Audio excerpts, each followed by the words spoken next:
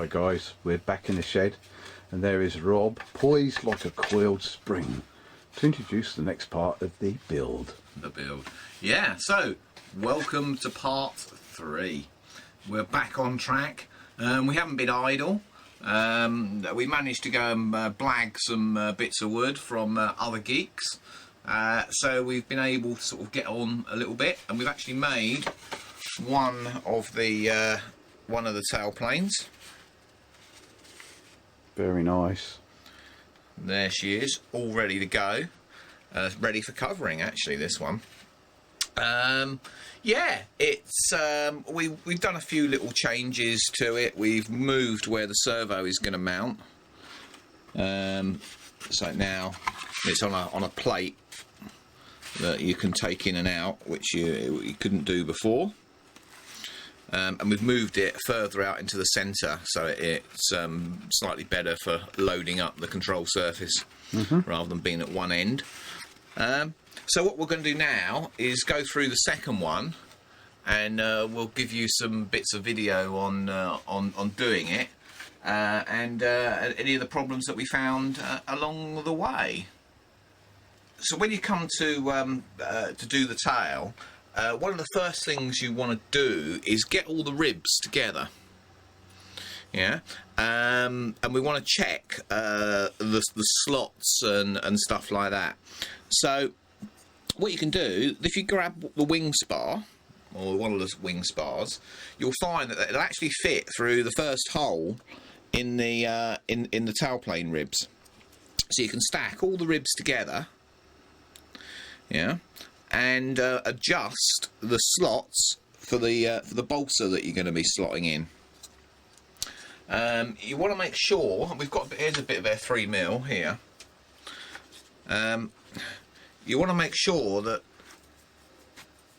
the wood slots in nicely without having to force it. Exactly like that. Yeah, and you'll also see that there's a lip. If I can get this lined up nicely. You'll see that it creates, when that's in, it should sit flush with this front curve of the tailplane, and there should be a step at the back there, because when you put the sheeting on, the sheeting will basically butt up to this step. So you don't want this sitting proud, otherwise you'll get a lip at the back there. So what we did was just file these slots out so you get a nice fit both ways. And we did the same on the underneath as well, so that they sit down flush, and that'll make assembly a lot better, and it'll look a lot cleaner, and there'll be a lot less sanding and mucking around to do. Good idea. When you come to assemble it. The other thing we've pre-done is we've glued some plywood doublers that go on a couple of the ribs, and we've glued those on already. And on, which is the other one? On here, we've glued in the plywood doubler. So we'll get on with assembling that, and show you any of the other mods that we're going to do along the way. The first thing to note on on making this tailplane is that there are 2 ply plates with captive nuts, which are D18 and D22. Right, and they show that there is basically 1 ply plate for each captive nut. What you actually want to do is have 2 glued together, and there are enough. There's spare ones of these. There's quite a few spare ones actually. So you can sandwich 2 together and then put the captive nut in there. If you only use 1 plate, the captive nut pokes through, which isn't going to be too good when you come to screw it all together. No. So yeah, use 2 ply plates glued together for D18 and D22. So we have started the tailplane assembly here. What we've done is we basically jigged it all up, jigged all the ribs up. None of this is glued here.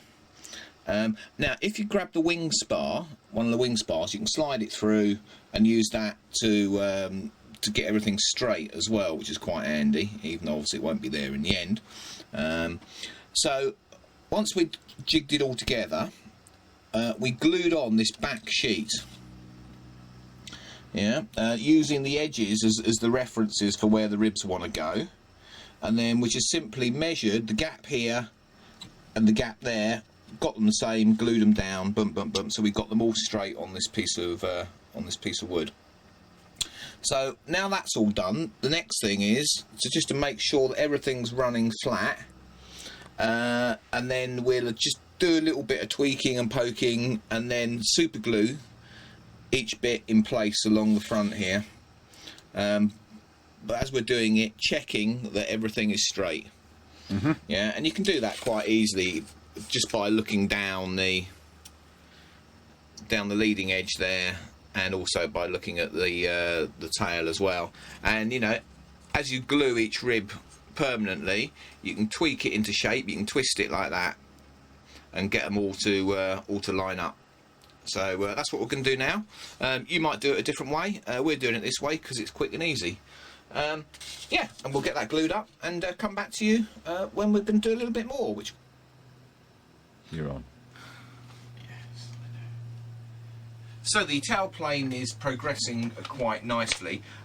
One little mod that we've done while assembling it, they actually show that H3 is glued onto the tailer-on part after you cut it out. What we've done is actually put it in there beforehand, and then cut it out after. So here it is here. So we've actually notched it so that it will slide down completely. When we come to glue this together, we're not going to glue this joint between H3 and this plywood spar. So what we can then do is get like a razor saw and just cut down and cut the two parts off, and this is already bonded together. And this will be tighter and stronger than it would be doing it their way, because their way they're just butting the whole thing up to those ribs, whereas these bits of rib actually slot in to this piece of wood now, which gives it much more strength. So yeah, we'll carry on and come back to you when we've done a bit more. We're progressing nicely. We've now got the captive nuts in that are basically going to hold the tail to the boom. They're all glued in. What you want to do is make sure that the captive nuts are actually glued into the wood as well, because you don't want them to fall out, because that'd be a pain in the arse because you can't get to them, because this is going to be sheeted here and obviously it's going to be covered and stuff. So yeah, put a bit of glue on the captive nuts, glue those ply plates in. Remember to use 2 ply plates, not 1. Yeah, and the other thing is just to check the alignment using the attachments that you've got here. Just make sure that they, when you look down them, that the captive nut lines up with the hole on the on that attachment. Oh, by the way, these attachments for the boom are 3D printed. Oh. They're not, you know, injection moulded. They are 3D printed. All right. So there you go. So yeah, we're carrying on. The final things to do to this is to remove this this temporary spar that we put in there to jig it all, and then sheet the leading edge so it creates the D-box, and then cut out the tailor-on. Well, we have been busy this afternoon. Oh yeah, I'm knackered. Yeah, old Colin's been working really hard.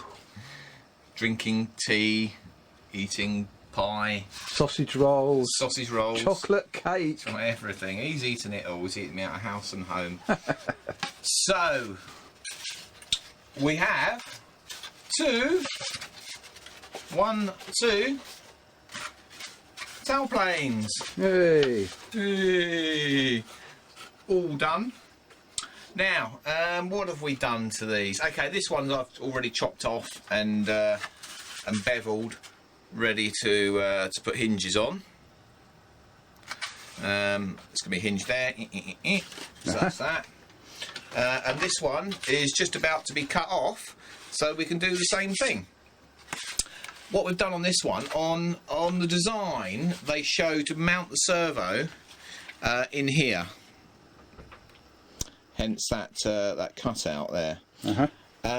We've moved it outboard to not far off the centre of the control surface, and made a plate. It's much easier to get in and out if you need to service it, etc, etc, etc. So that's what we've done, and it was, you know, fairly easy to do. Just boxed in round the edge, cut the plate, glue the servo on, blah blah blah, done. Oh yeah, and also under here we actually made a mistake doing this one, because we were so keen to put it together, we forgot to put, there should be a piece of wood sandwiched in between these two sheets to give it strength for the horn, and I forgot to put it in just because I was in a rush, so I had to cut that little bit out and put the balsa in there and then re-glue that back on top. But yeah, there's a strengthener in there because it's nice and solid, and then the horn's going to mount onto that basically there. Yeah, so the only thing we've got to do now, the other thing we did, we strengthened up a few little points, like the ends here. We just put a little bit of balsa in there just to give that more strength, because there isn't much holding that together. We did the same there at the front with the block. Don't have to get that close. Yeah, there it is.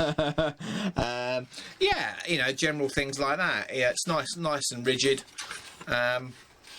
Yeah, so the final thing we've got to do is, like I said, cut this taileron off, and we'll do that and come back to you. So we're just coming to cut off the taileron. Now the best way that we found to do that is if you've got something like one of these David Razor planes. Brilliant they are, essential piece of kit. If you get the blade from it, yeah, and being careful, don't chop your fingers off. We are skilled. Bit of health and safety, yeah. We're skilled at this. You do this at your own risk. Yeah, if you chop your finger off, it's definitely your own fault. With this razor blade, we're just going to run it. We've done most of them already. We've got this final one to cut out.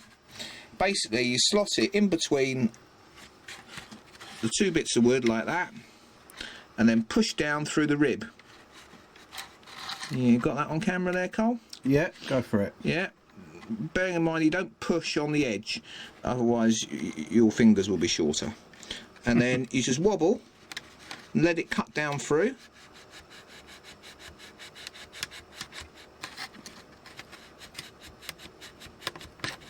No need to rush. No, take it nice and steady. Take it nice and steady. And if you have it on the edge of the bench, just so you've got a little bit of a gap.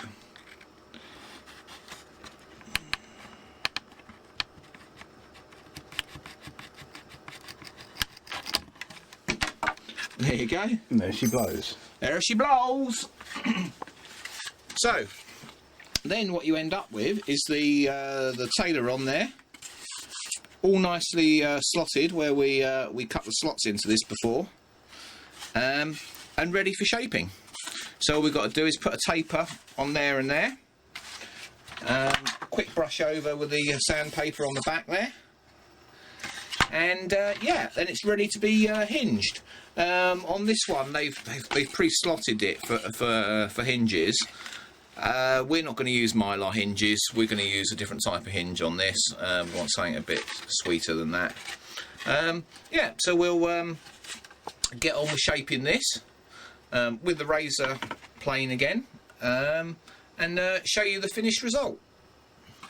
Things have happened, haven't they? Yep. Well, there is the rear assembly basically done.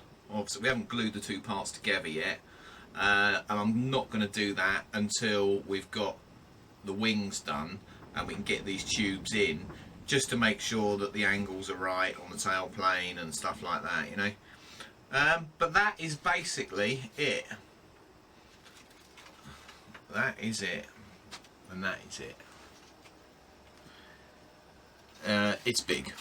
It's huge. It is huge. I mean, distance across the two booms, 2 foot? Easily. Yeah. I think it's 2 foot gap across those booms. Yeah. So yeah, we've got, yeah, I think the next thing we're going to do is the wings, really.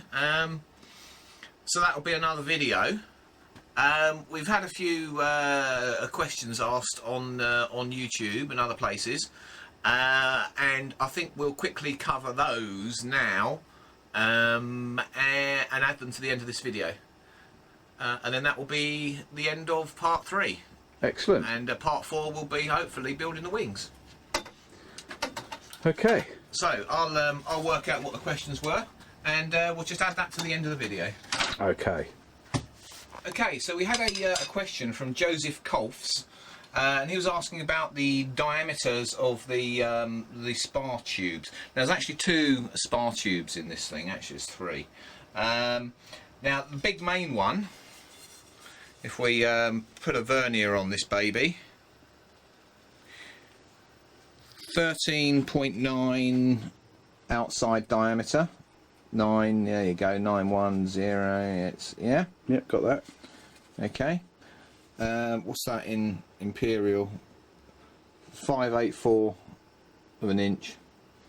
Okay, that's the main spar tube. The smaller ones,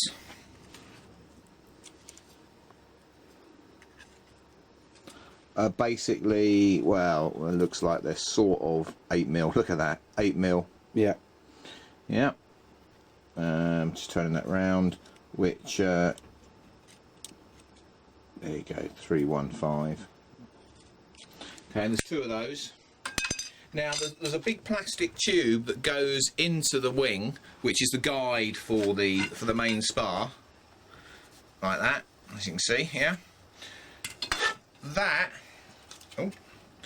diameter, wow, let's have a look. Bearing in mind it's not really round, what I'll do, let me just shove it. Yeah, let's shove the spar tube so we get it round. Okay. There we go. Yeah, I can get on that. There you go. There you go. It's about 16. Yeah, it varies. 1601. There you go. If I turn it round, so I would say that's probably 16 outside diameter, or in imperial, well, 634, 631. There you go. So that's the basic info on those. Now, if you were wanting to put a carbon booms on it instead of the aluminium ones, I'll quickly give you a measurement for that as well. And that 20mm. Okay, that's easy. They're 20mm outside diameter aluminium. Give you an idea of the wall size. We'll measure up the inside.